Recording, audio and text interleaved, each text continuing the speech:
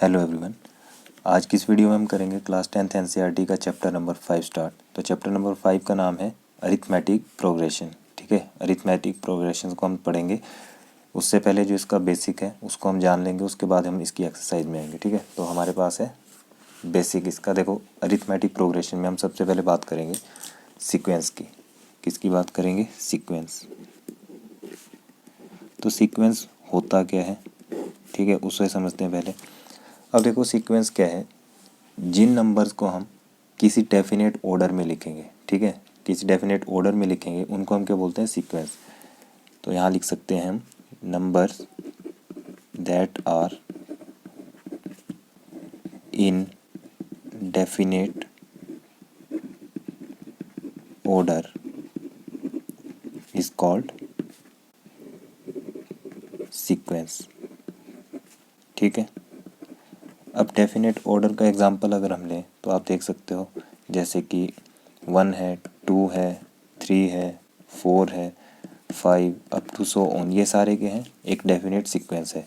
उसी तरह से अगर मैं ओड नंबर का एग्जांपल लूँ, ठीक है, ओड नंबर भी क्या है? एक डेफिनेट है। क्यों? क्योंकि इसमें 1, फिर 3, उसके बाद 5, फिर 7, then 9 up to so on, इस तरह से आएगा। और इवन नंबर का अगर एग्जांपल लें तो इवन नंबर्स में क्या होगा? 2 होगा, 4 होगा, 6, 8 अप टू सो ऑन, इस तरह से वो एक डेफिनेट हमारे पास क्या है? ऑर्डर है। अगर यहाँ हम बात करें, मान लो मैंने कोई एग्जांपल उठा लिया, ठीक है, मैंने उठा लिया 1, उसके बाद मैंने ले लिया 7, फिर ले लिया मैंने 8, फिर ले लिया मैंने 13, फिर ले लिया मैंने 14, देन 18। तो इसमें क्या है?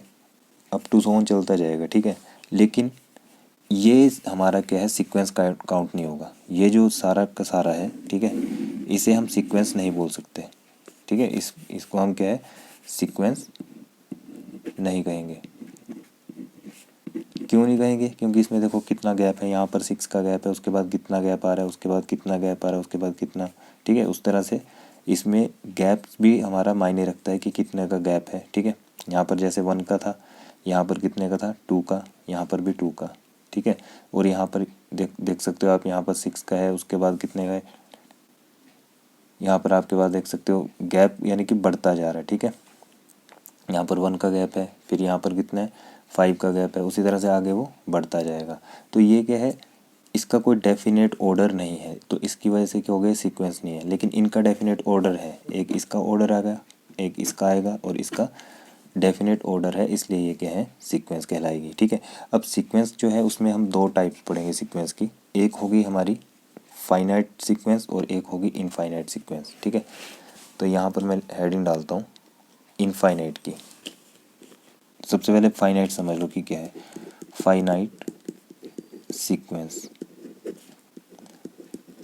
देखो फाइनाइट सीक्वेंस क्या हुई?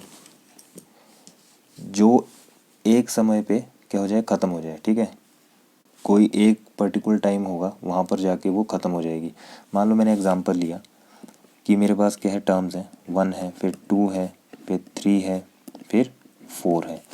ये यहाँ पर क्या हो गया? इसका ये फर्स्ट टर्म चली और ये लास्ट टर्म हमारी क्या आ गई? 4। तो यहाँ पर इसका क्या हो गया? एक दी एंड हो गया। ठीक है, तो ये क्या है? एक फाइनाइट है। अगर मैं एग्जांपल लूँ, 2 है, फिर 4 है, 6 है, 8 है, अप टू सो ऑन जा रहे हैं हम, और ये 20 तक गए। यानी कि यहाँ से लेकर के यहाँ तक हमारे पास फर्स्ट टर्म भी है और लास्ट टर्म भी है। तो वो चीज़ क्या आ गई? एक फाइनाइट हमारे पास क्या सीक्वेंस है, यानी कि इसके बीच में कुछ ना कुछ आ रहा है।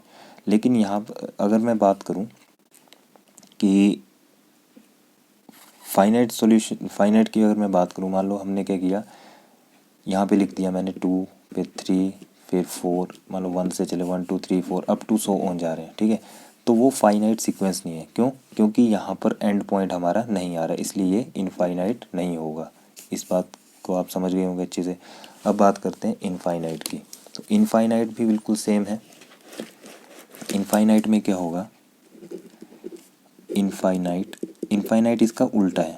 ठीक है, इनफाइनाइट सीक्वेंस। तो इनफाइनाइट में क्या हो जाएगा कि जो मैंने ये बात की ना, ठीक है, वो यहाँ पे आ जाएगा। यानी कि 1 2 3 4 अप टू सो ऑन चलता जाएगा, उसका कोई एंड नहीं होगा, जो मतलब कहीं जाके ख़त्म ना हो, उसको क्या बोल देते हैं, इनफाइनाइट सीक्वेंस। ये एग्जांपल मैंने आपको यहाँ भी समझा दिया था, ठीक है। तो ये फाइनाइट का एग्जांपल नहीं है, ये इनफाइनाइट का एग्जांपल है, ठीक है। तो ये थी हमारी फाइनाइट सीक्वेंस और इनफाइनाइट सीक्वेंस। अब हम बात करते हैं कि ये सीक्वेंस क्या है, ठीक है। तो सीक्वेंस को हमने 3 पार्ट्स में डिवाइड किया है। अब सीक्वेंस को 3 पार्ट्स में कौन कौन से डिवाइड किया है, एक जो अभी हम पढ़ेंगे अरिथमेटिक प्रोग्रेशन, ठीक है। यहाँ पर हम अरिथमेटिक प्रोग्रेशन के बारे में पढ़ रहे हैं, तो वही चीज़ आएगी, ठीक है। तो उसको आप देखो कैसे, सीक्वेंस को हम क्या करेंगे, ये आ गई सीक्वेंस। अब ये जो सीक्वेंस है हमारी, ये 3 टाइप्स में डिवाइड की है। एक तो आ गया एपी, ठीक है, जिसे हम बोलते हैं अरिथमेटिक प्रोग्रेशन, ठीक है। फिर सेकंड इसमें आ जाएगा जीपी, ठीक है। तो जीपी को हम बोलते हैं ज्योमेट्रिक प्रोग्रेशन, ज्योमेट्रिक प्रोग्रेशन। और इसी में एक टर्म आएगी जिसको हम हायर क्लासेस में पढ़ेंगे, ठीक है, उसे हम बोलते हैं एचपी, यानी कि हार्मोनिक प्रोग्रेशन, ठीक है। कौन कौन सा आ गया, एपी, जीपी और एचपी, ठीक है। तो इसको तो हम डिस्कस नहीं करेंगे, सिर्फ एपी और जीपी के बारे में पढ़ेंगे, क्योंकि सिलेबस में हमारे एपी और जीपी है, ठीक है। तो अब देखो यहाँ पर, अब हम एपी को समझेंगे क्या है। देखो एपी में क्या होगा, हमारे पास कोई 2 कंसेक्यूटिव टर्म्स होंगी, ठीक है, 2 कंसेक्यूटिव टर्म्स होंगी और उनका जो है डिफरेंस वो बिल्कुल सेम आएगा। 2 कंसेक्यूटिव टर्म्स होंगी, उनका डिफरेंस सेम आएगा। मान लो मैंने लिया यहाँ पर देख लो, मेरे पास अगर 2 3 और ये 4 है, ठीक है, तो इनका जो कॉमन डिफरेंस है ना वो सेम आएगा। यहाँ पर भी देख लो 1 का गैप है, यहाँ पर भी 1 का गैप है, यानी कि डिफरेंस हमारा क्या होना चाहिए, 2 कंसेक्यूटिव टर्म्स का वो सेम होना चाहिए। तो उसको हम क्या बोलते हैं, एपी। तो यहाँ लिख देंगे हम the difference between 2 consecutive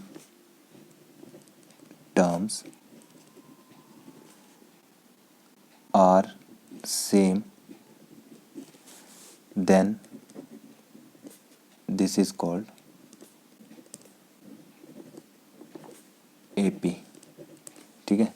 then this sequence is called, यहाँ पे sequence लिख लेना, then this sequence is called AP। Clear है बात, the difference between 2 consecutive terms are same, then this sequence is called AP, ठीक है। अब इसमें एग्जांपल ले लेंगे, जैसे हमने एग्जांपल लिया, ये ले लिया मैंने 1 3 5 7 और ये 9 तक ले लिया, ठीक है। यहाँ पर हम कॉमन डिफरेंस देखेंगे। अब जो कॉमन डिफरेंस है, ठीक है, कॉमन डिफरेंस है। अब कॉमन डिफरेंस को हम डिनोट करते हैं स्मॉल डी के साथ, ठीक है। इतना ये जो है ये नेगेटिव भी हो सकता है, पॉजिटिव भी हो सकता है। तो यहाँ लिख सकते हैं इट मे बी पॉजिटिव और नेगेटिव, ये दोनों में से कुछ भी हो सकता है, पॉजिटिव भी हो सकता है, नेगेटिव भी हो सकता है, ठीक है। अब हम बात करते हैं इसमें कि हमारे पास फर्स्ट टर्म क्या होगी, ठीक है। तो फर्स्ट टर्म क्या है उसके बारे में देखते हैं। अब इस एग्जाम्पल को मैं दोबारा से लिख दूँगा, ठीक है। अब बात करते हैं इसमें हम फर्स्ट टर्म क्या होगी हमारी, ठीक है। तो फर्स्ट टर्म की अगर हम बात करें, फर्स्ट टर्म को हम लेते हैं A1 से, ठीक है। उसके बाद कौन सी आ जाएगी, A2, उसके बाद A3, ऐसे चलते चलते ये AN तक हमारा सॉल्यूशन चला जाएगा, ठीक है। अब देखो यहाँ पे मैंने एग्जांपल के लिया था 1 3 5 7 और 9 लिया था। तो इसमें जो हमारी फर्स्ट टर्म है, ठीक है, ये जो फर्स्ट टर्म है इसको हम बोल देंगे कि ये A1 है, ठीक है। उसके बाद ये A2 होगी, फिर A3 होगी, ये A4 होगी, ये A5 होगी। तो A1 मैंने अगर ये लिया, वो क्या है मेरे पास, A1 मेरे पास है 1, ठीक है। और यहाँ से A2 मेरे पास कितना है, A2 मेरे पास है 3, ठीक है, A2 मेरे पास 3 है। तो अब देखो D निकालने का फॉर्मूला क्या है, D निकल जाएगा हमारा A2 माइनस A1 करके, ठीक है। A2 माइनस A1 करेंगे तो D आ जाएगा। तो A2 कितना है हमारा 3 और माइनस कर दिया 1 तो कितना आ गया ये 2। क्लियर इतना। अब उसी तरह से आप इसमें चेक कर लो A2 माइनस A3 कर लो, ठीक है। तो अगर मैं A2 माइनस A3 करूँ तो हमारा डिफरेंस कितना आ रहा है, A2 मेरे पास है 3 और ये है, सॉरी ऐसा मत करना, सॉरी A3 माइनस A2 होगा, A3 माइनस A2, ठीक है। जैसे हमने यहाँ की ना A2 माइनस A1, तो यहाँ A3 माइनस A2, तो आ जाएगा 5 माइनस कितना 3, कितना आ गया अभी 2। तो आप देख सकते हो यहाँ पर 2 का डिफरेंस है। तो इस वजह से हमारा ये क्या बन गया, AP सीरीज। अब AP का जो फॉर्मूला है, जनरल फॉर्मूला जो है वो क्या है, AN equal to A plus N minus 1 into D, ठीक है। तो इसको आप याद रखना, ये बहुत ज़्यादा यूज़ होगा हमारी एक्सरसाइजेज में, ठीक है। क्या था, AN equal to A plus N minus 1 into D। ए मैंने आपको बताया फर्स्ट टर्म है और D मैंने आपको क्या बताया कि ये कॉमन डिफरेंस है, ठीक है, और N क्या कोई नंबर है। अब देखो, अगर मान लिया जाए, आपको बोल दिया जाए कि आप फोर्थ टर्म निकालो, ठीक है, फोर्थ टर्म निकाल के बता दो, तो फोर्थ टर्म निकालने का जो डायरेक्ट आंसर हमारे पास आएगा वो कितना आएगा, देखो यहाँ लिख देंगे हम A4 equal to A plus, इससे A कम ले लेंगे, ये आ जाएगा 3 और ये D, यानी कि 4 से A कम ले लेंगे, यहाँ पर 3D कर देंगे तो हमारे पास क्या निकल के आ जाएगा, ये 4 टर्म का सॉल्यूशन आ जाएगा, ठीक है। ये 4 टर्म का हमारा सॉल्यूशन बन गया। उसी तरह से अगर मैं बात करूँ 6 टर्म की, तो 6 टर्म के लिए क्या हो जाएगा, यहाँ पर A6 लिखेंगे। अब A प्लस और यहाँ इसमें से यानी कि इससे एक पीछे वाली टर्म ले लेंगे 5D।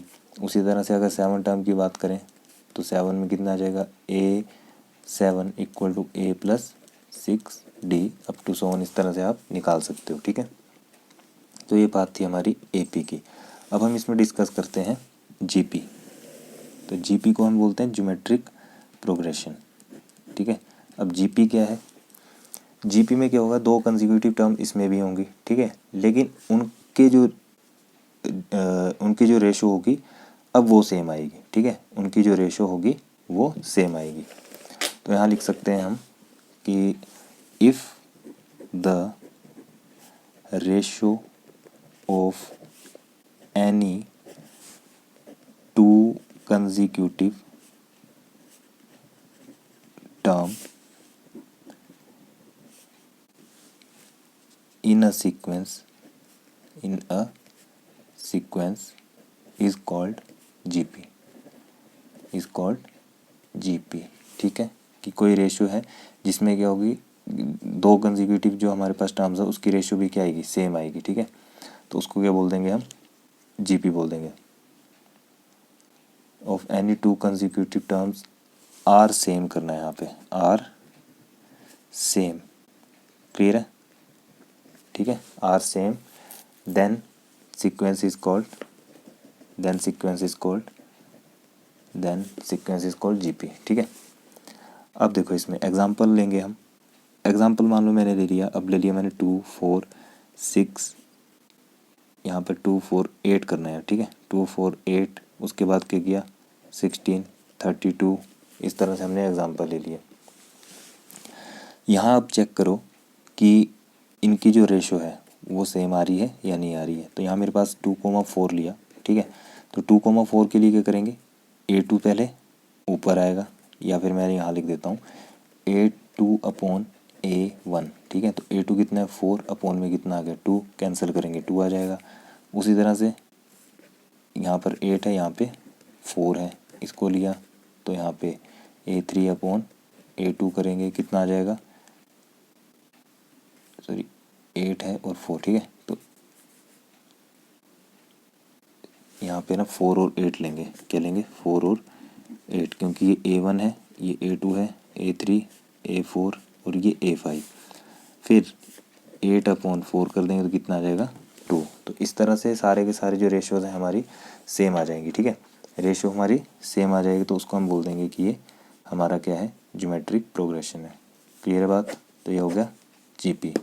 अब देखो हार्मोनिक प्रोग्रेशन क्या है उसको भी समझ लो, वैसे आपके सिलेबस में नहीं है, ठीक है। तो हार्मोनिक प्रोग्रेशन में क्या होता है, जो आपका हार्मोनिक प्रोग्रेशन यानी कि HP है, इसमें क्या होगा, जो रेसिप्रोकल होंगे टर्म्स के, ठीक है, वो क्या करते हैं, जो हमारे रेसिप्रोकल मान लो AP में है, ठीक है, AP में है, कोई टर्म है हमारे पास AP में है, उसका अगर हम रेसिप्रोकल कर दें तो उसी को हम क्या बोल देंगे, हार्मोनिक प्रोग्रेशन, ठीक है। Reciprocal of term are in AP, then it is called harmonic progression, ठीक है। मेरे पास कोई टर्म है, जैसे मेरे पास है 1 है, 4 है, 7 है, 10 है। अगर मैं इसका क्या कर दूँ, रेसिप्रोकल कर दूँ, रेसिप्रोकल क्या हो जाएगा, ये तो 1 रहेगा, ठीक है, ये बन जाएगा 1/4, ये बन जाएगा 1/7 और ये बन जाएगा 1/8। तो इसे हम क्या कह देंगे कि ये क्या है, it is harmonic progression. Clear है बात। तो ये था हमारा कुछ बेसिक, ठीक है। तो हमने 2-4 टर्म्स इसमें की, ठीक है। सबसे पहले सीक्वेंस पढ़ा, सीक्वेंस के बाद हमने क्या किया, फाइनाइट क्या पढ़ा, फाइनाइट सीक्वेंस पढ़ा, उसका इनफाइनाइट सीक्वेंस पढ़ा। फिर हमने सीक्वेंस के बारे में पढ़ा कि उसमें कौन कौन सी टर्म्स है, AP है, GP है और हार्मोनिक प्रोग्रेशन है। तो इस वीडियो में इतना ही। अगर ये वीडियो आपको अच्छी लगी प्लीज़ लाइक शेयर कमेंट जरूर करें, अपने फ्रेंड्स के साथ ज़्यादा से ज़्यादा शेयर करें। और जिसने अब तक चैनल को सब्सक्राइब नहीं किया प्लीज़ चैनल को सब्सक्राइब करें, ताकि आने वाली जो भी वीडियोज़ हैं उनकी आपको नोटिफिकेशन एकदम से मिल सके। और नेक्स्ट वीडियो हम करेंगे इसकी एक्सरसाइज को स्टार्ट, ठीक है। एक्सरसाइज से आपको इसके जो क्वेश्चन है वो ज़्यादा क्लियर हो जाएंगे, ठीक है। मिलते हैं फिर नेक्स्ट वीडियो में, तब तक गुड बाय।